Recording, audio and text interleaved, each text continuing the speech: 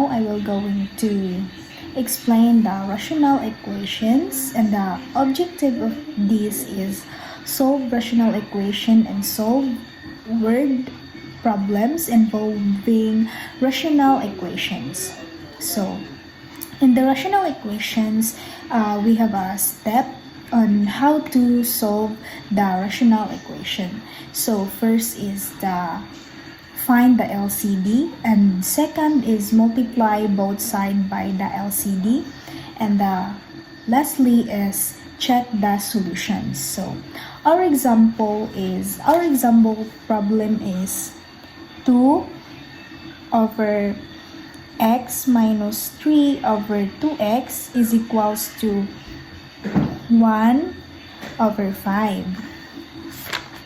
So first is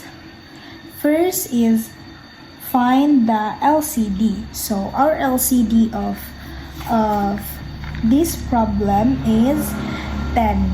So our LCD is 10 because the LCD of this is 10, and itong x is hindi natin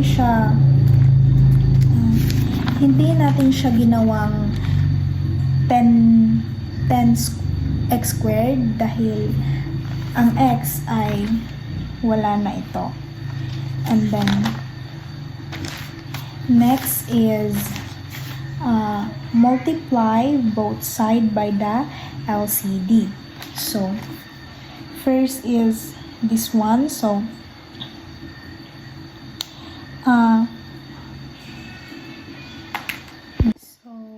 dito is 10 times 2 is 20. So we have 20, and the second one is so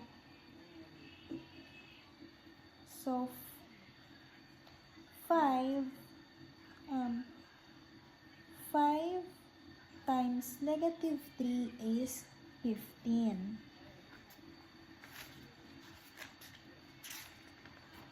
And dito naman tayo sa kabilang parte. So 10 times 10 divided by 5, and then ang natira na lang sa atin ay 2x. So 2x times 1 is equals to 2x. And then next, simplify natin. So 20 minus 15 is equals to 2x. So, and then next is divide both sides by 2.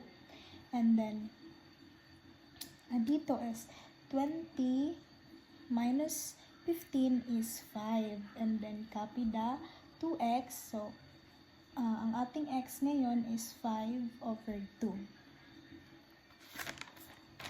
And then next is substitute the value of x in the given. So substitute lang natin.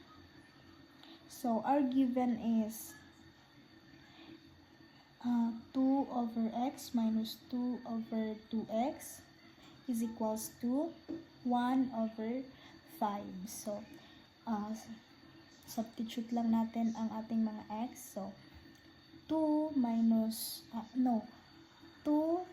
over 5 over 2 minus 3 over 2 times 5 over 2 is equals to 1 over 5. So dito we have a 4 over 5. 4 over 5 ito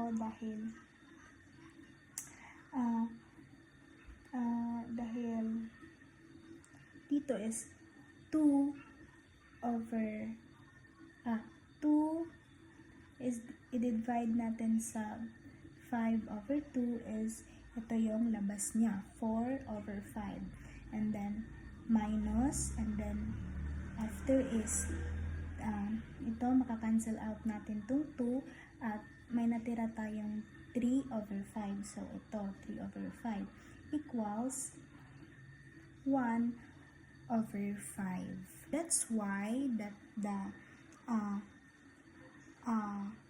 1 over 5 is the solution of the given equation. So that's all. Thank you.